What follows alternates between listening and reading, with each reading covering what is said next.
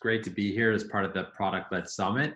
And my name is David Axler. I'm the VP of Strategy and Business Development at Wave. And today I'm talking about optimizing free trials. So I spend a lot of time with two of my kids who are under the age of 4 and spend a lot of time with Disney characters. And it always seems that when I have to give a talk or explain a new concept to folks, that somehow Disney makes its way into what I'm doing. And today is no exception. And in talking about free trials, today I'm using the wisdom of Woody, Buzz, and the rest of the Toy Story characters. And today you've got a friend in me in being able to explain how when you're looking at a free trial and a free offering to your customers, how can you best set yourself up for success to learn and provide the best experience possible. So a little bit about me. I am a reformed management consultant, spent a lot of times using a lot of different skill sets, just like Mr. Potato Head is able to change based on the different circumstances he's working in, and spent a lot of time looking at how companies bring in different acquisition strategies. Ultimately, decided that the world of startup and tech SaaS was for me. So scaled down a little some of the niceties that come with management consulting, joined the startup game about 5 years ago, and really spent a lot of time on the B2B side of things, understanding how companies are evaluating considered purchase. And ultimately then I moved over into growth and revenue optimization. And that's where spending time in freemium and free trial offerings really came to the front and center in what I did. And that's where I find myself now at Wave, in really being able to drive a free product to use into a converted customer. So I won't spend a lot of time on Wave and what we do, but the short of it is we're a financial management platform for small businesses. And much of what we do is in the free trial or freemium construct. Very much product-led growth, have no sales team, and have signed up over 4 million businesses over the past 8 years. We were recently acquired by H&R Block about a month ago. So you can read all about it. Won't spend much time talking about us today, other than some examples of how you might want to treat your free trials along the way.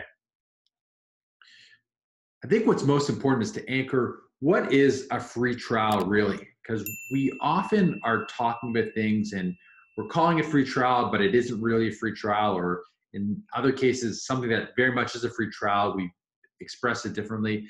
But at its core, a free trial is a product or service that is offered to customers for free, operative word free, for a limited period of time so that they can try using it in order to get an understanding of what the experience of being a full-fledged customer will truly be like. And it's used to help in their evaluation of a considered purchase. So this isn't something where you'd be able to understand the value just by reading an ad or just by seeing a review. You actually have to experience in order to make that consideration to buy, and having the exposure to that product or service for a limited period of time will help you in that evaluation. Finally, it gives you familiarity with the team or the service in which you're going to be working, as well as setting the expectations of what you should experience far beyond your trial when you become an eventual customer. So this gives you a much better sense of what is it going to be like when I'm taking this product or taking this service back to my team, and am I going to be able to show the results? I can do so without having to bank on a promise, but actually show some results and experience and explain to others what I've been going through if I have others on my team to explain it. For you, the vendor, a trial is a chance to showcase your value promise. You're introducing your product, your team to the world, but it's not just the literal product or the little experience that they're going through.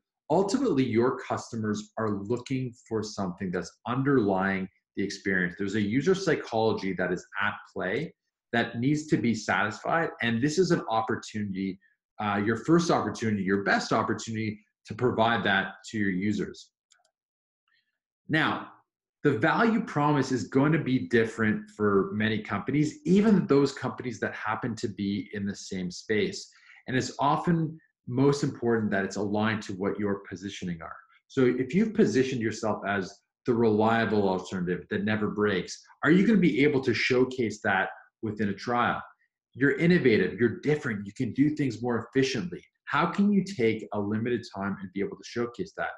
Or perhaps you want to be able to show that you're different through your collaboration or connectivity. Are you going to be able to show that exposure in a short period of time to your customers? What's critical is aligning the value promise to what is delivered in the trial. So as you're starting to set up whether a trial is right for you or if you've landed on that, it's very key that you're optimizing the value promise to what's delivered in a trial. So if it's about productivity, you position as a productivity tool, are you able to maximize achievement relative to the value promise, relative to expectations during the limited time of that free trial? If you've positioned on simplicity, it's not necessarily about achieving the most, but it's achieving quickly and with ease. So in terms of how you are setting up what customers would experience, it should be about making it seamless and easy. Perhaps you've positioned on collaboration, team tools. Are you able to showcase a clear path to connection, getting others on your team on board and showcasing shared value? So it's really critical that as you're considering your free trial, you've made it clear how you are going to deliver on that promise in the limited time. That's where we see many companies who are their trial and their positioning are not aligned. So don't make that mistake. One of the key mistakes that we've made at Wave and others have made is thinking that you're offering a trial when in fact you're not. So our first iteration of a free trial was actually freemium. We allowed for some use of our product, but not all use until it was paid. But we only allowed you to use it for 30 days until we removed that freemium offer. So that's not really what a free trial is. Going back to what evaluation looks like, are you actually going to be able to allow your customers to do a full evaluation of your product in a limited time? And freemium doesn't offer that as an opportunity. There's many cases why freemium is an excellent model, but for considered purchase, it's one where you consider whether freemium is actually the right approach.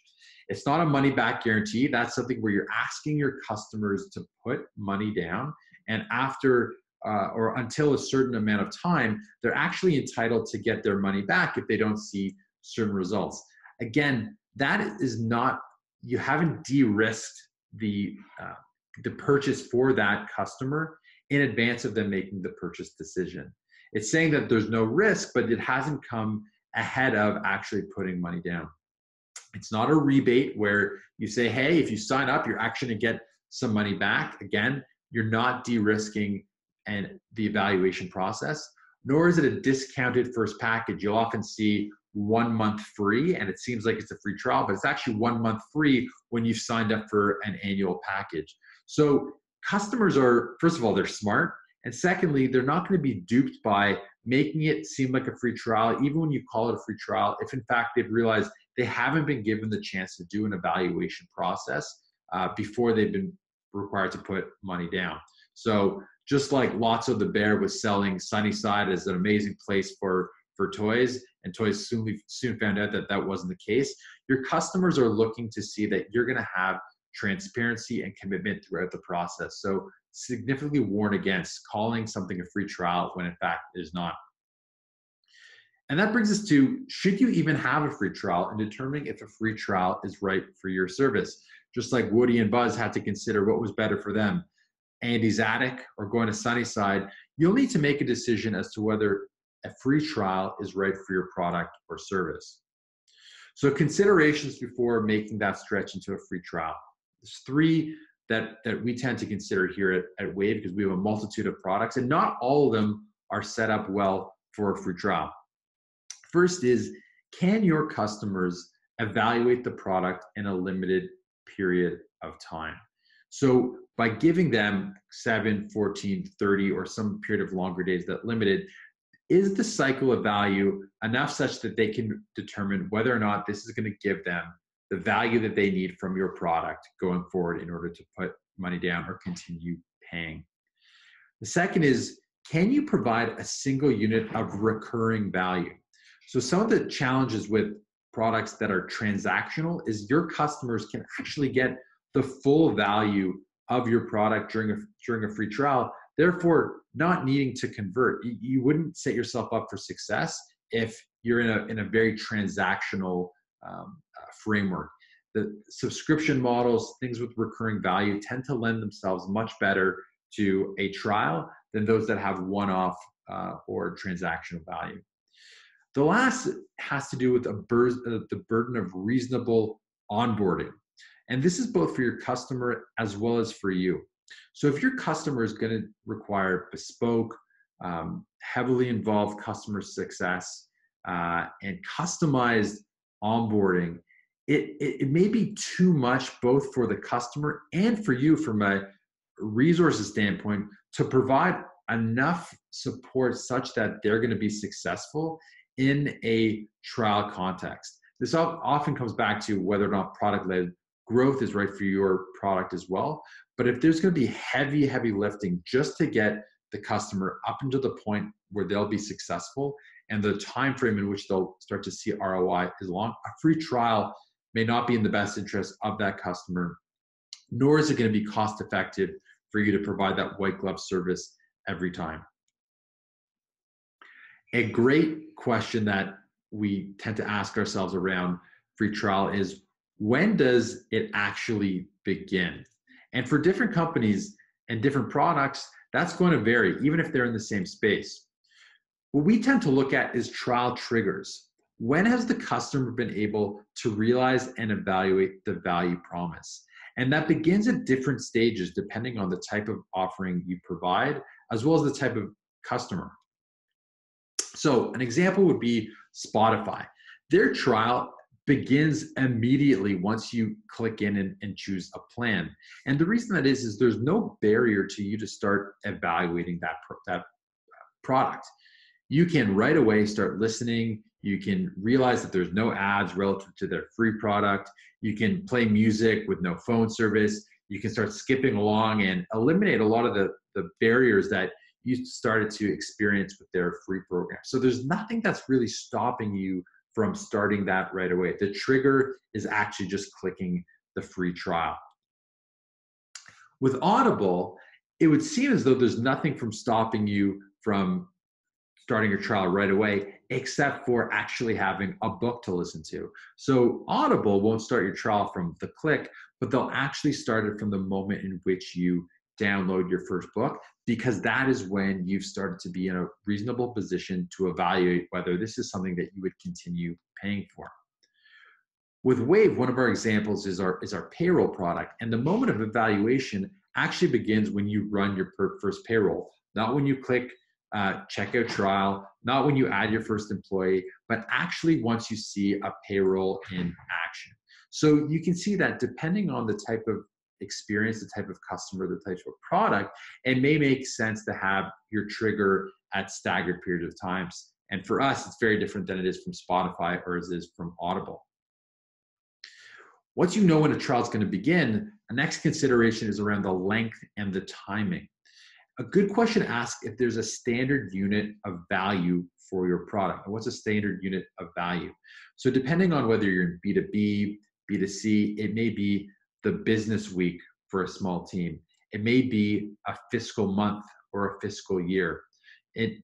For a consumer product, it may be a week or a month if it's relative to a social calendar. So knowing your customers and knowing their typical cycle of unit value is going to be critical, as well as can your customers make a reasonable evaluation during this time period. So if 1 day, 1 week, 1 month is not enough, you may need to have more than one standard time unit of value in your trial length. So when we think of Netflix you could easily see the value in 1 day, but it may not be reasonable for you to get the full value until you have a month of your social calendar to truly evaluate.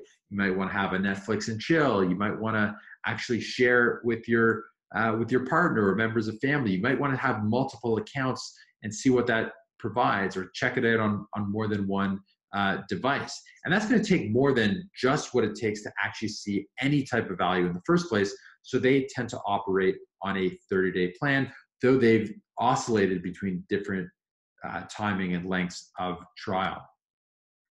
With Jira, they tend to operate on the business week. In 1 week, that is a typical operating standard standard unit of time for a small team, that in 1 week, you would generally be able to evaluate whether this is going to be able to provide you with the value, especially at the price point being so low for a business product, that having a longer trial wouldn't provide much returns beyond that week. So they've selected a 7-day product for their small business tool. And with Wave, we chose a 30-day period, which covers essentially all the different types of frequencies of payroll. You'll typically see either a weekly, bi-weekly, semi-monthly, or monthly. So within 30 days, that would allow anyone within our target user type to actually evaluate that product effectively. Another consideration that customers have to make is whether they're going to commit to an opt-in or opt-out trial. And that all relates to the credit card, whether they're going to provide a card when they start, or you're going to ask them for a card after the point that they've evaluated the product. It's important to determine what aligns to an ideal experience, both for you and for the customer. And there's advantages to both opt-in or opt-out. So again, in definition, opt-in is when you do not require a card present to start the trial. The customer has the opportunity to opt into paying after the trial has begun. So some of the advantages is that it overcomes limited brand recognition. We're often apprehensive to provide our credit card or information to a brand that's not well known. It also removes friction from cumbersome onboarding. So if you are already asking your customers for lots of details, this is often ones that have compliance or financial obligations, it may not be in your advantage to actually ask for a credit card upfront before the trial begins. Another advantage is that actual activations, when they do provide a credit card and pay, you can start treating them as acquired customers for your reporting and your conversion metrics. And they tend to see greater retention than those that are actually asked to remove themselves from a trial, as in the opt-out. So opt-out is one where a card is asked for upfront, and you have to then opt out of continuing your service. So some of the opt-out advantages are payment agreement is captured upfront. You get it out of the way front and center. It reduces the pure tire kickers who are just looking to check out the product. They generally won't go all the way through to providing credit card. There's also a higher trial to paid conversion now that does come out in retention. You won't see as high retention as you would in opt-in. It also is easier to tier pricing in trial by asking for the credit card upfront, tying it to a particular price. So typically when you see tiered pricing, you'll see it in an opt-out situation. So it really needs to align to what the ideal experience is for your customers. Now, once you've decided on timing, on length, opt-in, opt-out, you also want to provide the best trial experience to your users during that time, making them feel like stars, like the valued customers that they are and they're going to be if they continue on with your product. One of the best things you can do is establish your trial nurture the same you would with any type of marketing automation, but starting with a welcome. They know and they start to get a sense of the tone, the support, and some helpful links that they're going to get. Duolingo Plus is a great example. That is Duolingo's paid product. So when you sign up for their trial, not only do you get a thank you, but you get some great resources and some reminders of what to experience. So go right to the downloading lessons from your phone or your Android device. You get a sense that there's going to be no ads. And you also get a link to the free education resources that they have, and you can start learning right away. So a great start to the experience. Duolingo does a great job with their nurture automation during trial. Once the trials begin, it's great to offer help, not of selling, but just ways to make your customers more successful and how you can help deliver on that value promise. So something that we do during our trial is we check in, and it's with the expressed interest of making sure that nothing is in the way of being able to be successful, making sure that they can check out the support center, or they can also just submit a ticket if they're struggling with anything with our team directly. This is an email that can be replied to, so it's not going into a queue unless they want to talk to a specialist. But this is an opportunity for them to know that they're supported, and we can get in the way of anything that might be a bottleneck to them being successful.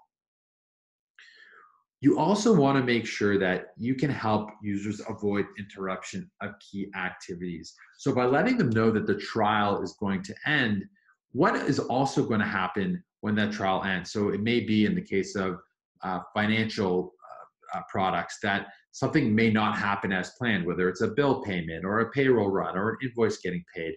So letting them know that they can avoid any interruption by converting their trial is a great part of that nurture.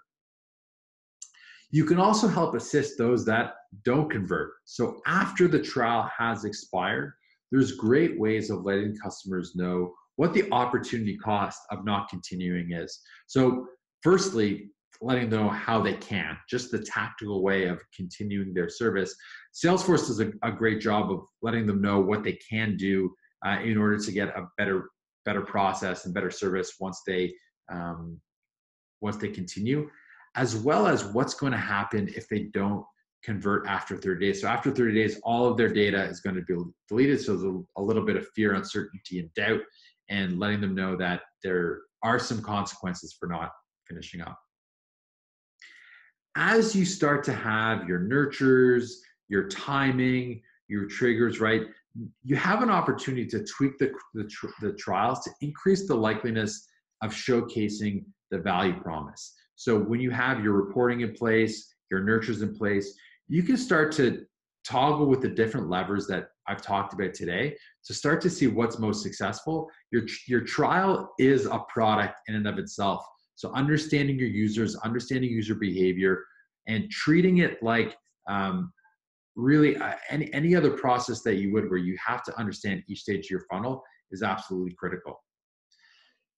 And so like at the end of any good movie where our friends have gone through an experience, learned a little, and come out all the better, I hope that you found optimizing free trials a good way to spend some of your time today during the Product-Led Summit.